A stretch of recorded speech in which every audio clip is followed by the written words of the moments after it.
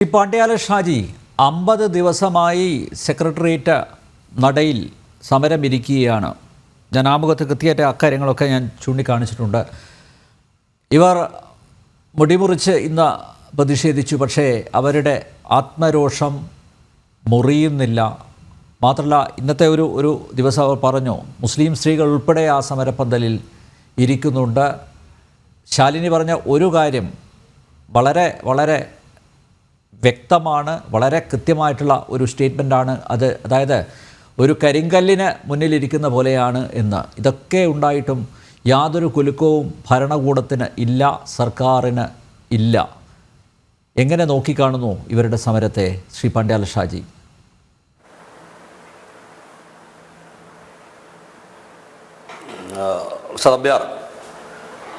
സത്യത്തിൽ 50 ദിവസക്കാലത്തോളം സ്ത്രീകൾ വെയിൽ, മഴ, മഞ്ഞ് കൊണ്ട് സെക്രട്ടേറിയറ്റിൻ്റെ മുമ്പിൽ സമരത്തിനിരിക്കുക. അതും ഈ പ്രബുദ്ധ കേരളത്തിലാണ്. അത്തരമൊരു സമരം ഉണ്ടാകുമ്പോൾ ആ സമരം ഒറിജിനേറ്റ് ചെയ്യുന്നതിന് മുൻപ് തന്നെ വളരെ കൃത്യമായി ചർച്ച ചെയ്ത് പരിഹരിക്കേണ്ടതായിരുന്നു. ഇത് പരിഹരിക്കാതിരിക്കുന്നതിന് പകരമാണ് അത് കേന്ദ്രം തരേണ്ടതാണെന്ന് പറയാവുന്ന തുടുനായകൻ നിരന്തരമായി ആവർത്തിച്ചുകൊണ്ടിരിക്കുന്ന സംഭവങ്ങൾ. അതവിടെ നമ്മൾ മാറ്റി നിർത്തും. ഇതിനേക്കാളും ഒക്കെ പ്രധാനമായി വരുന്നൊരു വിഷയം 232 രൂപയാണ് ഇവർ പ്രതിദിനം വാങ്ങുന്ന വേതനം എന്ന് പറയുന്നത്. ഈ സംസ്ഥാന സർക്കാർ ഇപ്പോൾ കഴിഞ്ഞ കുറച്ച് കാലങ്ങളായി നിരന്തരമായി പറഞ്ഞുകൊണ്ടിരിക്കുന്ന ഒരു പെരും നുണയെന്നത് കേരളം അതിദരിദ്രമായ ഒരവസ്ഥയിൽ നിന്ന് അതിദരിദ്രമല്ലാത്ത ഒരു പഞ്ചായത്തുകളായി പ്രഖ്യാപിക്കുന്ന തിരക്ക്, ഓടി നടക്കുന്ന തിരക്കിലാണ് കണ്ട കാട്ടാസ് മന്ത്രിമാരും ഈ മുഖ്യമന്ത്രി എന്ന് പറയുന്ന ഈ പരമ സാമൂഹ്യദ്രോഹി ഉൾപ്പെടെ മുഴുവൻ സ്ഥലങ്ങളിലും ഈ അതിദരിദ്രരില്ലാത്തവരുടെ പ്രഖ്യാപനം നടന്ന സംഭവമാണ്. 232 രൂപ പ്രതിദിനം വരുമാനമുള്ള ഒരാൾ അതിദരിദ്രനല്ല എന്ന് ഇവരെങ്ങനെയാണ് വിലയിരുത്തുന്നത്? ഇതാണ് അതിന്റെ ഏറ്റവും ബേസിക് ആയിരിക്കുന്ന ചോദ്യം. 700 രൂപ ഇവർക്ക് പ്രതിദിന വരുമാനം കിട്ടണമെന്ന് പറഞ്ഞിരിക്കുന്ന ഒരു സമരം പോലും അവർ നടത്തുമ്പോൾ അതല്ല പ്രധാനമെന്നും അത് കേന്ദ്രം തരേണ്ടുന്ന സംഭവമാണെന്ന് പറഞ്ഞ് ഒഴിയുന്നതിന്റെ യുക്തി എന്താണത്? ഈ യുക്തിയിൽ നിന്നാണ് ഒരു ഇതിപ്പോൾ നേരത്തെ സംസാരിച്ച സമരപ്പന്തൽ സംസാരിച്ച ശാലിനി എന്ന് പറയുന്ന അവർ വളരെ കൃത്യമായൊരു കാര്യം പറഞ്ഞു. കടമേട്ട് രാമകൃഷ്ണന്റെ കവിതയിൽ പറയുന്ന ഒരു സാധനമുണ്ട്, കുറച്ചെന്ന സമ്പത്തിന് മുടിവറിച്ചു നിലത്തടിച്ച് കുലമെരിക്കും ഞാൻ, മുലവറിച്ചു നിലത്തെറിഞ്ഞ് കുലമുടുക്കും ഞാൻ. ഈ ഒരു കവിതയ്ക്ക് സമാനമായ അവസ്ഥയിലേക്ക് ഒരു മുടി മുറിക്കുന്നതിലൂടെ സംഭവിച്ചത് അവർ വാസ്തവത്തിൽ എന്താണെന്ന് പറഞ്ഞാൽ ഈ വരികളെ അന്വർത്ഥമാക്കുന്ന രീതിയിലുണ്ടായ വലിയ പ്രതിഷേധവും പ്രക്ഷോഭമാണ് നടത്തിയത്. ഇത്തരം ഒരു പ്രതിഷേധവും പ്രക്ഷോഭവും നടത്തിയിട്ട് പോലും ജനാധിപത്യ മഹിളാ ഫെഡറേഷന്റെയോ അല്ലെങ്കിൽ കേരള മഹിള അങ്ങനെ വരുന്ന ഒരൊറ്റയാൾക്ക് പോലും ഇതിനകത്ത് ഒരു പ്രതിഷേധത്തിന്റെയോ സങ്കടത്തിന്റെയോ രോഷത്തിന്റെയോ ഒരു ലാഞ്ചന പോലും ഉണ്ടാവുന്നില്ല എന്ന് പറഞ്ഞ അർത്ഥം എന്താണ്? ഈ അർത്ഥമില്ലായ്മയെ ഞാൻ വളരെ കൃത്യമായിരിക്കുന്ന ഒരു പൊളിറ്റിക്കൽ തലത്തിലേക്ക് കൊണ്ടുപോകാനാണ് ഈ ചർച്ചയിൽ ഞാൻ പ്രധാനമായും ഉദ്ദേശിക്കുന്നത്.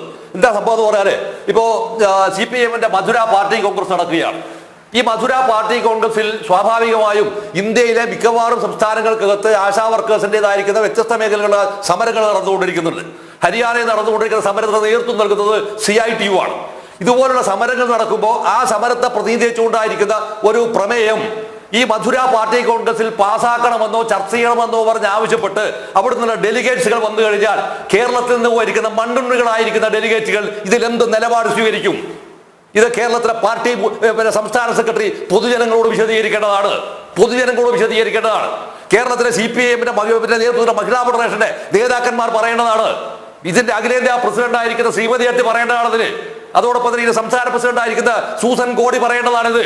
ഇവർ പറയേണ്ടതാണിത്. ഈ വിഷയം മധുരയിൽ നടക്കുന്ന CPM-ന്റെ പാർട്ടി കോൺഗ്രസിൽ ഇത്തരമൊരു പ്രമേയം വന്നാൽ ഈ പ്രമേയത്തോട് CPM-ന്റെ പോളിറ്റ് ബ്യൂറോയും CPM-ന്റെ സംസ്ഥാന കമ്മിറ്റിയും CPM-ന്റെ സംസ്ഥാന സെക്രട്ടറിയും എന്ത് സ്റ്റാൻഡ് എടുക്കും? ഇതാണ് ഇതിൽ ഏറ്റവും അടിസ്ഥാനപരമായിരിക്കുന്ന വിഷയം. ഈ വിഷയത്തെ പോലും അഡ്രസ് ചെയ്യാതെ അവർ പറയുന്ന ഒറ്റ ന്യായം മാത്രമാണ്, ഇത് കേന്ദ്രം തരേണ്ടതാണ്. കേന്ദ്രം തരേണ്ട പണം അവിടെ നിൽക്കട്ടെ. ഇവരെ അപ്പോയിന്റ് ചെയ്യുന്നതിന്റെ അതോറിറ്റി ആരാണ്? ഓർഡറെ കൊടുക്കേണ്ട അതോറിറ്റി ആരാണ്? അത് സംസ്ഥാന സർക്കാരല്ലേ? ഇതൊക്കെ 1000 തവണ ഈ കേരളത്തിലെ നിയമസഭക്കകത്ത് കേരളത്തിലെ പൊതുമണ്ഡലത്തിനകത്ത് നിരന്തരമായി ചർച്ച ചെയ്യപ്പെട്ട വിഷയങ്ങളാണ്. പക്ഷേ ഈ ഒരൊറ്റ വിഷയം പോലും ചർച്ചക്കെടുക്കാതെ കേരളത്തിലെ മുഖ്യമന്ത്രിയും അതോടൊപ്പം ഉള്ള പരിപാടികളും അഹന്തയും ദാർഢ്യവും ധിക്കാരവും നടപ്പിൽ വരുത്തണമെന്ന് പറഞ്ഞ ദുശ്ശാഠ്യത്തിന്റെ ഭാഗമായാണ് ഒരു ചർച്ചക്ക് വിളിക്കില്ലേ? സാമാന്യമായ മര്യാദയിലെ ആരാളായി കേരളത്തിലെ മുഖ്യമന്ത്രി? ആരാണെന്നാണ് അയാളുടെ ധാരണ? പറയുന്ന ഇതുപോലെ ഒട്ടനവധി സമരങ്ങൾ നടക്കുന്നത്. ആ സമരത്തോടെ എല്ലാം തന്നെ എടുക്കുമ്പോഴാണ് CITU-വിന്റെ നേതാക്കന്മാർ എന്ന് വെച്ചാൽ ഈ SUCA എന്ന് പറയുന്ന അവരുടെ ട്രേഡ് യൂണിയൻ AUTUC, ആ UTUC ഈ സമരത്തിൽ പിന്നെ 20-ാം തീയതി നടക്കുന്ന ചർച്ചയിൽ പങ്കെടുപ്പിക്കലെന്ന് പറയാൻ CITU-വിന്റെ നേതാവിന് ആരാണ് അവകാശം കൊടുത്തത്? കരീമിന് ആരാ അവകാശം കൊടുത്തത്? ഇത് കൊടുത്തതിന്റെ ഫലം എന്താണെന്നറിയോ? ഇതാണ് ട്രേഡ് യൂണിയൻ ഫാസിസം എന്ന് പറയുന്നത്. ഈ ട്രേഡ് യൂണിയൻ ഫാസിസം ഒരു ഞാൻ ഇതിനകത്ത് ഒരു വിഷയമല്ല എങ്കിൽ പോലും ഞാൻ ഇതിനകത്തെ കുറിച്ച് ഒരു വിഷയത്തെ കൂട്ടിച്ചേർക്കുകയാണ്. ഏറ്റവും പ്രധാനമായി ചർച്ച ചെയ്യുന്ന വിഷയമാണല്ലോ എമ്പുരാൻ വിഷയം. അപ്പൊ എമ്പുരാൻ വിഷയം വന്നപ്പോ പിന്നെ ഇന്നലെ പോയി മുഖ്യമന്ത്രി പിന്നെ സിനിമ കണ്ടു. ഇവർ ആശാ വർക്കേഴ്സിന്റെ വിഷയം ചർച്ചയിലായിരുന്നു ഊപ്പയുടെ പ്രധാനപ്പെട്ട വിഷയം. അതിന് പകരം എമ്പുരാന്റെ വിഷയം കണ്ടതിനോട് അഭിപ്രായം പറയാനായിരുന്നു ഊപ്പർക്ക് അത്രയേറെ താല്പര്യമുണ്ട്. അതുകൊണ്ട് സകുടുംബം പോയി കണ്ടു. അദ്ദേഹം ഊപ്പർ അഭിപ്രായവും പറഞ്ഞു. ഊപ്പർ പറഞ്ഞിരിക്കുന്ന അഭിപ്രായം എന്താണെന്ന് ഏറ്റവും വളരെ ഗൗരവമായിട്ട് അഭിപ്രായം ഊപ്പർ പറഞ്ഞ്, അതായത് ദേശാഭിമാനിൽ എഴുതിയിരിക്കുന്ന പിന്നെ ഇന്നത്തെ ദേശാഭിമാനിയിലെ പിന്നെ സ്റ്റേറ്റ് പേജിൽ പിന്നെ അയാളുടേതായി വന്നിരിക്കുന്ന ഒരു പിന്നെ വാട്സപ്പിൽ കൊടുത്തിരിക്കുന്ന കുറിപ്പിന്റെ ഹെഡിങ് ഇതാണ്: ഫാസിസ്റ്റ് മനോഭാവത്തിന്റെ പുത്തൻ പ്രകടനം. അതാണ് ഈ പറയുന്ന എമ്പുരാൻ സിനിമയ്ക്കെതിരെ വന്നിരിക്കുന്ന എന്താ പറയുക, അത് കട്ട് ചെയ്യുന്ന 17 സ്ഥലത്ത് കട്ട് ചെയ്യുന്ന സംഭവത്തിൽ ഉണ്ടായിരിക്കുന്ന മൂപ്പറുടെ പ്രതികരണമാണ്. ഞാൻ ഈ പറയുന്ന വാദത്തെ അടക്കട്ടെ. ഞാൻ ചോദിക്കുന്ന വിഷയം എന്താ അറിയോ? ഈ CPIM-ന്റെ കരട് രേഖ മധുര പാർട്ടി കൊണ്ട് ചർച്ച ചെയ്യുമ്പോൾ കേന്ദ്ര ഗവൺമെന്റിന്റെ വർഗ സ്വഭാവം എന്താണ് നിങ്ങൾ ഇതുവരെ വിലയിരുത്തിയിട്ടുള്ളത്? നിങ്ങൾ വിലയിരുത്തുമ്പോൾ പറഞ്ഞ ആദ്യം പറഞ്ഞത് ഫാസിസ്റ്റ് ഗവൺമെന്റ് ആണ് എന്നാണ്. ഇപ്പൊ നിങ്ങൾ പറയുന്നത് എന്താണ്? ഫാസിസ്റ്റ് ഗവൺമെന്റുമല്ല, ഫാസിസ്റ്റിക് ഗവൺമെന്റുമല്ല. എന്നിട്ടോ ഒന്നുമല്ലാത്തൊരവസ്ഥയിൽ എന്താണെന്ന് തിരിച്ചറിഞ്ഞിട്ടില്ല. അതുകൊണ്ട് അത്തരത്തിലൊരു മനോഭാവത്തിന്റെ വിഷയമാണ് CPM-ന്റെ പോളിറ്റ് ബ്യൂറോ മെമ്പർ മുഖ്യമന്ത്രിയായിരിക്കുന്ന ഇയാൾ ഈ വിഷയത്തിനകത്ത് പറഞ്ഞത്. ഞാൻ പറയുന്ന വിഷയം അതുമല്ല. സത്യത്തിൽ ഇവർ ചെയ്തത് എന്താണ്? സ്വയം സെൻസർഷിപ്പിന് വിധേയമായി ഒരു പാർട്ടി കോൺഗ്രസിനകത്ത് ഇന്ത്യയിൽ നിലനിൽക്കുന്ന ഗവൺമെന്റ് ഏതാണ് എന്ന് വിലയിരുത്താൻ പോലും കഴിയാത്ത ദുർബലമായിരിക്കുന്ന ഒരു പാർട്ടി എന്തിനാണോ നിങ്ങൾ പാർട്ടി കോൺഗ്രസ് നടത്തുന്നത്? എന്തിനാണ് ഈ പാർട്ടി കോൺഗ്രസ് നടത്തുന്നത്? ഈ പാർട്ടി കോൺഗ്രസ് നടത്തുന്നതിന്റെ എന്താ പറയുക, അതിന്റെ പൊള്ളത്തരത്തിന്റെ ഭാഗമായി തന്നെയാണ് ഞാൻ നേരത്തെ ചോദിക്കുന്ന ചോദ്യം. ഈ പാർട്ടി കോൺഗ്രസിനകത്ത് ഹരിയാനയിൽ നിന്ന് വന്നിരിക്കുന്ന പാർട്ടി ഘടകന്മാരുണ്ടെങ്കിൽ ഈ ആശാ വർക്കേഴ്സ് അവിടെ നടത്ത സമരത്തിന്റെ മുകളിൽ ഒരു പ്രമേയം ചർച്ച ചെയ്യണമെന്ന് ആവശ്യപ്പെട്ടാൽ കേരള ഘടകം എന്ത് നിലപാട് സ്വീകരിക്കും? എന്ത് നിലപാട് സ്വീകരിക്കുന്നത് പരസ്യമായിട്ട് പൊതുജനത്തോട് പറയാനുള്ള രാഷ്ട്രീയമായിരിക്കുന്ന ആർജവം, ധൈര്യം ഇത് കാണിക്കേണ്ടതുണ്ട്.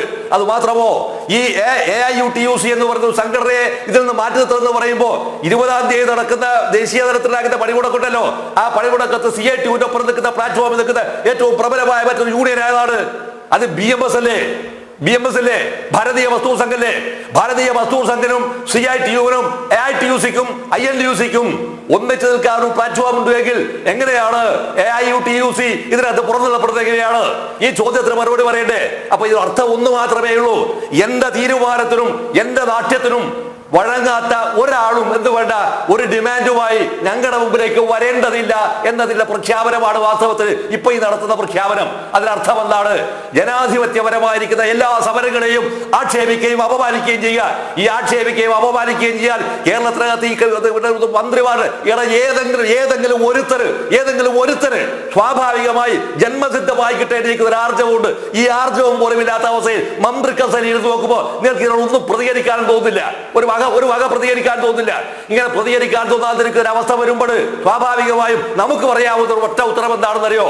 തെരഞ്ഞെടുപ്പ് 2026 അവസാനം തെരഞ്ഞെടുപ്പ് വരുമല്ലോ. ആ തെരഞ്ഞെടുപ്പ് വരുമ്പോൾ നിങ്ങളുടെ ഒരു കാര്യം നിങ്ങൾ കുറിച്ചു വെച്ചോ. ഈ വരുന്ന തെരഞ്ഞെടുപ്പിൽ നിങ്ങൾക്ക് ജയിക്കാമെന്നുണ്ടായിരിക്കുന്ന എന്തെല്ലാം പദ്ധതികൾ നിങ്ങൾ ആവിഷ്കരിച്ചോ, ആ പദ്ധതികൾ ഒന്നും തന്നെ ഗുണം പിടിക്കാൻ പോകുന്ന പദ്ധതികളല്ല. ഒന്നാമത്തെ വിഷയം. രണ്ടാമതായി വരുന്ന സംഭവം എന്താണെന്നറിയോ?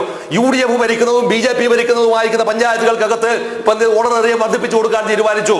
സംസ്ഥാനത്തിനകത്ത് ഈ ഓണറേറിയം വർദ്ധിപ്പിച്ചു കൊടുക്കാൻ തീരുമാനിക്കുമ്പോൾ ഈ UDF-ഉം BJP-യും ഭരിക്കുന്ന പഞ്ചായത്തുകൾക്കകത്ത് ആശാ വർക്കറോ മാറ്റി വിടുന്നവർ എല്ലാവരും ആരായിരിക്കില്ല. ഈ പറയുന്ന AIUTUC-യോ അല്ലെങ്കിൽ മറ്റു സംഘടനയുടെയോ CITU-വിൽപ്പെട്ടവരും ഉണ്ടാവില്ലേ? അവരെങ്ങനെയാണ് ഈ വർദ്ധിപ്പിച്ച വേതനത്തിനകത്ത് തുക വാങ്ങിക്കുക? അവർ ഈ പണം വാങ്ങിക്കുമ്പോൾ സ്വാഭാവികമായിട്ട് അവരുടെ ഉള്ളിലുണ്ടാക്കുന്ന വികാരം എന്താണ്? ഈ പണം നമുക്ക് കിട്ടിയത്, വർധനവ് കിട്ടിയത് AIUTUC-യുടെ നേതൃത്വത്തിൽ ആശാ വർക്കർമാർ നടത്തിയിരിക്കുന്ന സമരത്തിന്റെ ഫലമായിട്ടാണ് എനിക്ക് വന്നിരിക്കുന്ന ഈ വേതന വർധനവ്. അതിനർത്ഥം എന്തെന്നറിയണോ? CITU-വിന്റെ രാഷ്ട്രീയമാക്കുന്ന അടിത്തറയെ ഇവർ കുളം തോണ്ടിയിരിക്കുന്നു ഇപ്പൊ തന്നെ, അഥവാ പൊളിച്ചിരിക്കുന്നു. ആ അർത്ഥത്തിൽ ഈ സമരം ഉജ്ജ്വലമായിരിക്കുന്ന വിജയം ഇപ്പോൾ തന്നെ കൈവരിച്ചിരിക്കുന്നു എന്നുള്ളതാണ്. ഇതാണ് തിരിച്ചറിയേണ്ടിയിരിക്കുന്ന ഏറ്റവും വലിയ രാഷ്ട്രീയ പാഠമാണിത്. അതായത് കേരളത്തിലെ മുഴുവൻ പഞ്ചായത്തുകൾക്കകത്തും പിന്നെ UDF ഭരിക്കുന്ന മുഴുവൻ പഞ്ചായത്ത് ഇത് ബാധകമാക്കി കഴിഞ്ഞാൽ, അത് കൊടുക്കുന്നൊരവസ്ഥ വന്നു കഴിഞ്ഞാൽ CITU-കാരനായിരിക്കുന്ന തൊഴിലാളി ഇത് വാങ്ങിക്കൂലേ? ഇത് വാങ്ങിക്കില്ലേ? ഇത് വാങ്ങിക്കില്ല എന്ന് പറയാൻ മാത്രം ഉണ്ടാക്കുന്ന വിവരക്കണങ്ങൾ കാണിച്ചാൽ അവർ വാങ്ങിക്കാതിരിക്കുമോ? കാരണം അവരുടെ ജീവിതം അത്രമാത്രം വഴിവിട്ടി നിൽക്കുന്നൊരവസ്ഥയാണ്. അത്തരം ഒരവസ്ഥയിൽ സ്വാഭാവികമായി വരുന്ന ഒരു വലിയ ബഹുജന പ്രക്ഷോഭത്തിന്റെ ഒരു പിന്നെ എന്താ പറയാ, അതിന്റെ വലിയൊരു തുറയാണ് വാസ്തവത്തിന് ഈ മുടിമുറിക്കൽ സംഭവത്തിലൂടെ കേരളം കാണുന്നത്. അത് മാത്രവുമല്ല, ഇത് തീർച്ചയായും നന്ദിഗ്രാം സിംഗരൂർ ഞാൻ ആവർത്തിക്കുകയാണ്, അതിന്റെ കൃത്യമായിരിക്കുന്ന ഒരു മുഴക്കം ഈ കേരളത്തിനകത്ത് നടക്കാൻ പോകുന്നതിന്റെ ഏറ്റവും ഉജ്ജ്വലമായിരിക്കുന്ന അധ്യായമാണ്. ഇത്രയും, അതായത് ജീവിതം കൊണ്ടുള്ള പ്രതിഷേധമാണത്.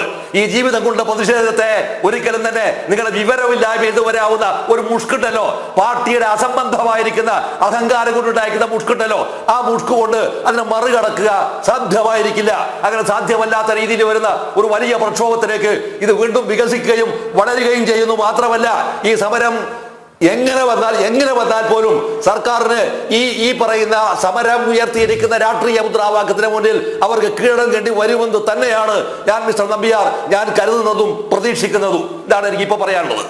ഓക്കെ, ആശമാർ ഉന്നയിച്ച ആവശ്യങ്ങൾ സർക്കാർ പരിഗണിക്കുന്നില്ല. മാത്രമല്ല, ഇപ്പോൾ ശാലിനി പറഞ്ഞല്ലോ, കൃത്യമായിട്ട് ശാലിനി പറഞ്ഞു, അതായത് പരിഹസിക്കുകയാണ്. ഇന്ന് വിദ്യാഭ്യാസ മന്ത്രി, പൊതുവിദ്യാഭ്യാസ വകുപ്പ് കൈകാര്യം ചെയ്യുന്ന ശിവൻകുട്ടിയുടെ സ്റ്റേറ്റ്മെൻറ്റ് കണ്ടല്ലോ, ആ മുടിയൊക്കെ കേന്ദ്രത്തിലേക്ക് അയച്ചു കൊടുക്കാൻ.